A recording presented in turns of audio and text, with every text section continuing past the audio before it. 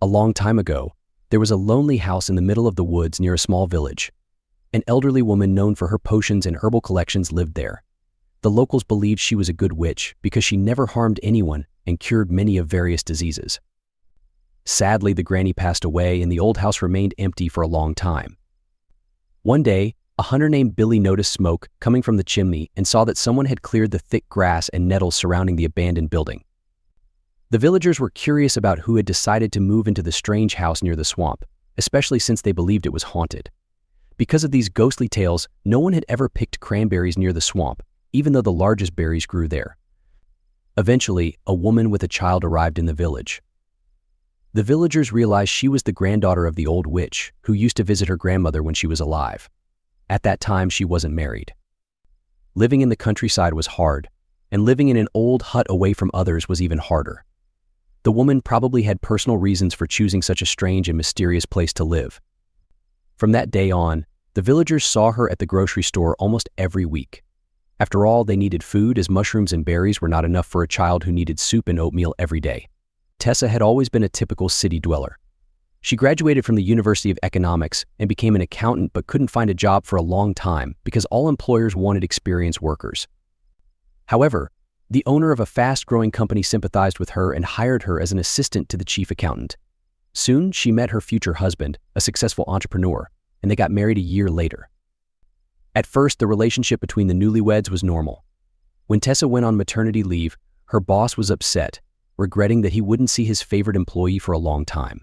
However, the future mother promised to visit and help occasionally. The CEO's attitude towards Tessa was good, even friendly, treating her almost like his own daughter. Soon she gave birth to twins and her husband Liam was overjoyed, but fate decided to test their relationship. One of the twins fell ill and died from an unknown disease. Despite their wealth and access to expensive medicines, none of the doctors could determine what had happened. Science could not help. Tessa struggled to cope with her son's death, suffering from depression, losing a lot of weight, hardly sleeping, and constantly crying. This tragedy began to strain their marriage. Liam started drinking heavily, cheating on her, and sometimes not coming home at night. Tessa hoped her husband would come to his senses, taking care of the household and her surviving son.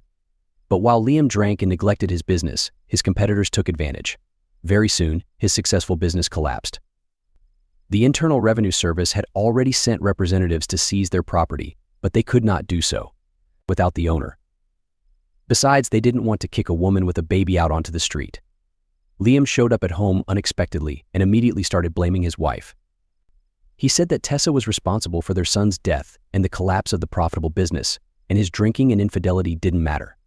He believed every man had a right to relax. Then, he decided to take her baby away from her, strip her of her maternal rights, and become a single father.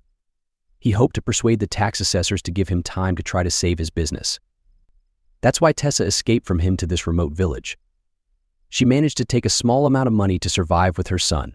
None of Liam's relatives knew about this abandoned house, so he could only find Tessa by chance, and the villagers would never tell anything to strangers.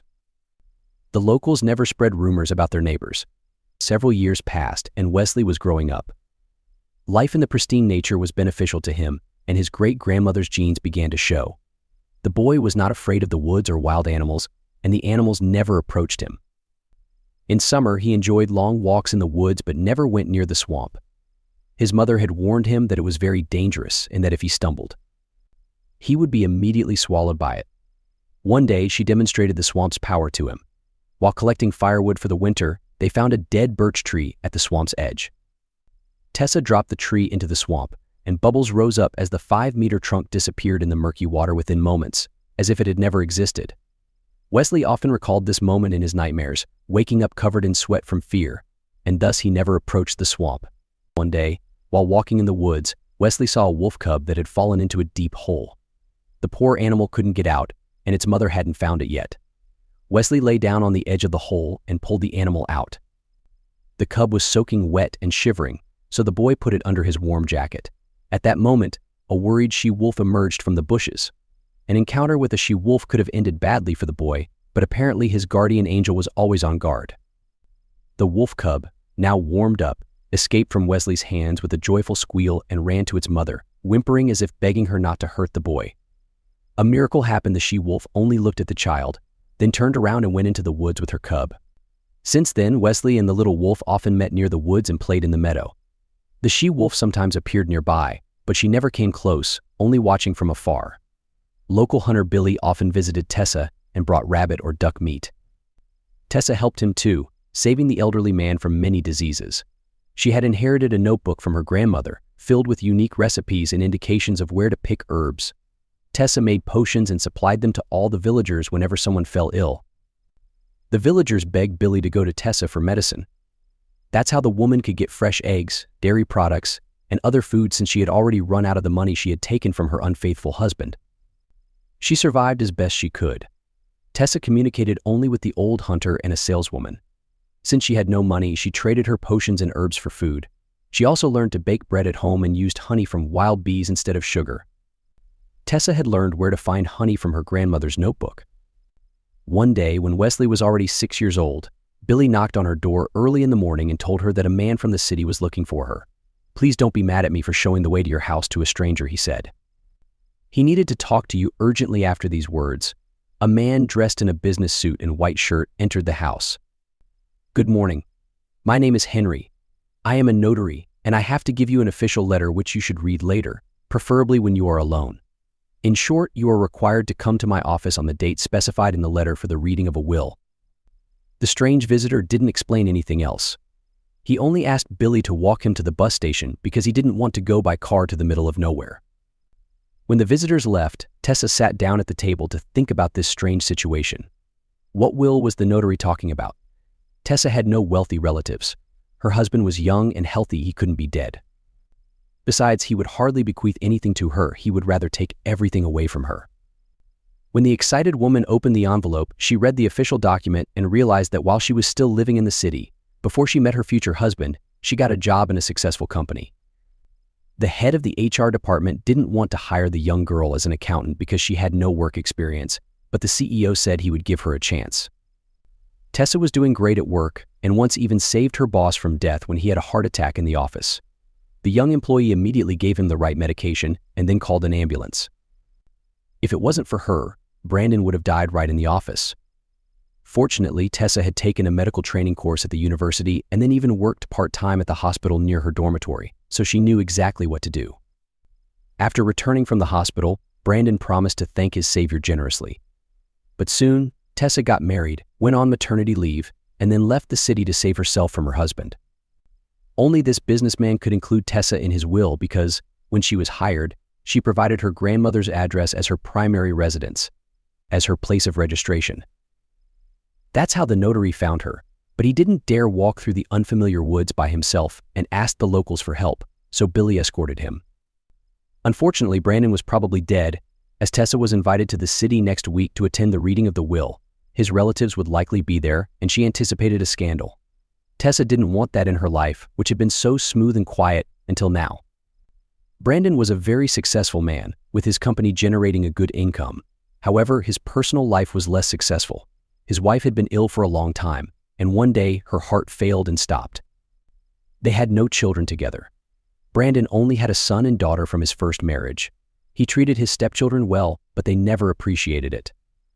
Arthur and Victoria lost their mother when they were teenagers and never really liked their stepfather, despite the financial support he provided. Brandon paid for their studies at a prestigious university and even rented them a nice apartment downtown. However, Arthur and Victoria were irresponsible in their studies, believing they would never need education or work because their stepfather's money would be enough for the rest of their lives. They liked to spend their free time in nightclubs and restaurants. Arthur even asked Brandon to give him one of his cars to take his girlfriends to clubs and bars. The elderly man realized his children's behavior was unacceptable but continued to cover their expenses, warning them that their carefree life would only last until graduation. After that, they would need to survive on their own. Brandon was not going to bequeath his real estate and business to his stepchildren. Knowing they would ruin everything in a few years and likely sell the company to competitors for pennies. Remembering his promise, Brandon bequeathed almost all his property and business to Tessa, only giving his stepchildren the car Arthur was already driving and an apartment in a luxury neighborhood where he didn't live.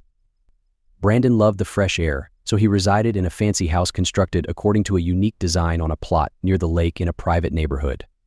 A personal driver took him to the city every morning. Brandon had excellent employees who handled all the projects while he supervised the business. A trustworthy person was in charge of the company, making it a great team of professionals who had worked together for years. Brandon knew he could trust each of them. Additionally, there was a very experienced lawyer who had saved Arthur from various criminal cases. If it hadn't been for Brandon, Arthur would have been in jail a long time ago. Tessa couldn't believe that she would become the owner of such wealth. Wesley was supposed to start school in the autumn, but she had no money for a school uniform and other necessities. Now, however, she might become a very wealthy woman. Yet there would be more problems too. To claim the inheritance, she needed to go to the city, which meant there was a chance she would encounter her husband, who had been searching for her everywhere to take away her son. The wise businessman anticipated that Tessa might have financial problems, so there was money for the first time and a bank card in a separate envelope. When Wesley found out they were going to the city where they would live permanently, he wasn't happy. The child only asked his mom for time to say goodbye to his friend. "I don't think we'll need the food that's in the pantry. I mean the rabbit meat. Do you want to give it to the wolf?" "I don't mind," said Tessa. "Say goodbye to your friend because we're not coming back here anytime soon. We may never come back." "I'll come here on vacation," the little boy sighed. It didn't take long to pack because they had almost no belongings. The letter suggested that she temporarily stay in the city apartment. The address was also mentioned in the letter, and the envelope contained the key. Tessa said goodbye to Billy, asking him to take care of the house, and then they went to the bus station to get to the city. The first thing Tessa did was go to the nearest mall to get some new clothes.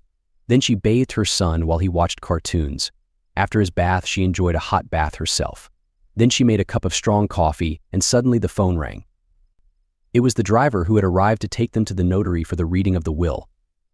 All the involved parties arrived at the office. Arthur and Victoria were sure they would get all the property since Brandon had no other heirs, so they looked at Tessa in surprise, not understanding what this stranger was doing there. When the notary announced the will, the brother and sister turned pale. Their stepfather had bequeathed them only an apartment and a damaged car. Arthur was shocked, having hoped to take his stepfather's new car from the garage. "Are you sure you read the will correctly? Aren't there any additions in there?" Arthur whispered. "I'm sure. For now, Tessa and her son can live in the mentioned apartment, but the will comes into force in 3 days. So Tessa will move into the house by the lake, and you will get the apartment as well as the car that Arthur likes to drive at night," said the notary. "We can contest this will through the court, saying that our stepfather was mentally ill when he signed the papers," Victoria shouted angrily. "That's your right. But I would like to remind you that Brandon's lawyer will now defend the rights of Tessa, and this is a very experienced lawyer. He hasn't lost a single case." When the upset Arthur and Victoria left the office, the notary explained the entire inheritance process to Tessa. "You will be the legal owner of all the property and business in 3 days, the notary said. "I will accompany you to the company office and introduce you to the employees." Tessa replied, "I don't understand anything about this business. I worked for this company as an assistant, but I still don't know all the nuances." "You will have reliable assistance. Brandon is taking care of that in advance, and all legal issues will be solved by your lawyer, Patrick. And you already know Albert, he is your driver, and he will also help you." The next morning, Tessa and Wesley had a fabulous start. They went to the mall and bought everything a schoolboy needs, from a trendy backpack to a school uniform and comfortable shoes. Wesley was incredibly pleased. Following Albert's advice, Tessa chose a business suit and shoes for her first meeting with the staff. "You know we can never change a first impression," Albert advised. "First of all, they will look at your appearance, and only then will they evaluate your business skills. But don't worry, after lunch I will bring your assistants, and they will do their best to explain all the details to you." "I'm so worried." "Thank you for your help, Albert." "I really appreciate it," Tessa replied. The meeting with the assistants was very productive. They turned out to be quite young professionals. Brandon had realized that Tessa would not be able to immediately understand all the details of the business, even though she had a university degree in economics. So he prepared several trustworthy assistants. Brandon's deputy, Scott, was the leader of this team. He assured Tessa that the company was thriving and generating a good income because Brandon carefully chose each employee, and each project was managed by an experienced professional. "We keep everything under control, and I will immediately report the slightest changes to you. At first, I'll be in charge of everything, but don't worry, you'll make the final decisions. There is no reason to worry. We have no strong competitors in this city, and other branches are doing well, though not as fast as we wish. Tomorrow, The notary will introduce me to the employees of the main office. I am very nervous about how the staff will accept the new owner, Tessa said. You know, everyone is only interested in two things: whether you will fire anyone or extend the working hours. We are not in favor of tightening working conditions. Every employee is reliable and does the job perfectly, in general. The whole team works smoothly and accurately. Brandon got rid of all the untrustworthy and lazy employees long ago. Only professionals remain. And that's why we have high salaries. The employees are not planning to quit after Brandon's death because everyone values their positions. Everyone knows each other, trusts each other, and we do not disclose trade secrets. We rarely hire new people. Only when one of the women goes on maternity leave. But in this case, there is minimal access to classified documentation. After the meeting with the assistants, Tessa felt encouraged. Now she wasn't as afraid of the first meeting with the staff as she was before. Besides, Scott made a good impression on her. It was obvious that the man really loved his job. Tessa caught herself thinking, I wonder if he's married. A month had passed since Tessa returned to the city. The woman had already mastered managing the business. She began her workday with a briefing with all the assistants, as Scott had advised. Then she would listen to a brief report from the branch managers and delve into the nuances of running the company with the help of the head counselor. Before lunch, Tessa would go to the accounting department to talk to the chief accountant. This is where she felt most confident. She had a guard who accompanied her everywhere, so no one could approach her on the street. She saw her husband a few times. Liam tried to approach her, but unsuccessfully. Tessa warned the head of security that her husband was a sneaky jerk. Wesley also had a personal bodyguard who drove him to school, waited for classes to end, and then brought him home. Tessa was afraid that her husband would try to kidnap her son to blackmail her, so she asked the lawyer to prepare the papers for a divorce. However, her husband made such demands that she could not accept. Your husband wants too much. He is willing to divorce you and not claim his son only if you give him 50% of the company's profits. But that's unacceptable. He doesn't have much chance, but he won't leave you alone because by law both parents have equal rights. He'll try to manipulate you. By the way, what about his business? Is it prospering? Tessa asked. I don't know exactly, but since he's demanding a share of your profits, his business is probably doing poorly. I can find out for sure, the lawyer replied. That would be good. In the meantime, I'll think about how to stop him. Do you have a reliable private investigator who can collect information quickly and discreetly? Tessa asked. A week later, the detective put the investigation report on the CEO's desk. Tessa learned that her ex-husband had serious problems with one of his competitors, who could take over all his assets and bankrupt Liam, but he lacked some money to carry out his plan. Tessa decided to talk to her deputy, Scott, and ask how to resolve the problem with her husband. Scott asked for a couple of days to delve into the problem. On the appointed day, Scott reported that he had a plan that was simple, legal, and effective. If we financially support your husband's competitor, the competitor will bankrupt the businessman. At best, he will be left with only a small house where his elderly mother lives. All other property will be seized and sold to pay off his debts. Given his financial situation, the chances that the court will give him the child are zero. Thank you, Scott. Great job. And now it's time to talk to him. Tell the head of security that I'm ready for a meeting on neutral ground, for example, in a crowded place. A restaurant would be a great place, Tessa said. Liam had not expected Tessa to agree to a meeting so quickly. He was sure she would accept his terms and was already thinking about where he would spend the money. But an unpleasant surprise awaited him. You want half of my company's profits, Liam? I'm not the same Tessa who ran away from you years ago. Don't you realize it's not your wife in front of you, but a successful businesswoman with bodyguards and business assistants who can ruin your whole life, Tessa said. Tessa, I've been in business for years, and you're just a beginner. I mean, how can you harm me? Don't even try to intimidate me. You'll only get a divorce under my terms. There's no other way. And now I should go, Liam said, getting up and slowly walking out of the restaurant. But he didn't get far. People in bailiff uniforms approached him, showed him some papers, and then took the confused businessman into a black van. Where are they taking him? Tessa asked, first to the court, and then to seize the property. His competitor fulfilled his promise. Your ex-husband is left with only a small house and a few meters of land to use as a vegetable garden, Scott replied. Patrick, when can we file for divorce? Tessa asked. I have already prepared all the necessary paperwork and will bring it to the district court tomorrow morning.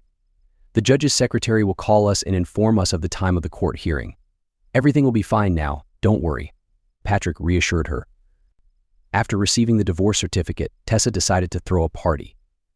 There was a barbecue area near a gazebo in the backyard of her house. She invited all her associates to socialize in an informal atmosphere. Many of them came with their wives and children. The table for children was set in a small garden, and she also invited children's entertainers to keep them from getting bored. Tessa noticed that Scott had arrived alone. He was a couple of years older than Tessa, but it turned out he was single. Choosing a convenient moment, she went to the veranda with the head of security and asked him about Scott's life.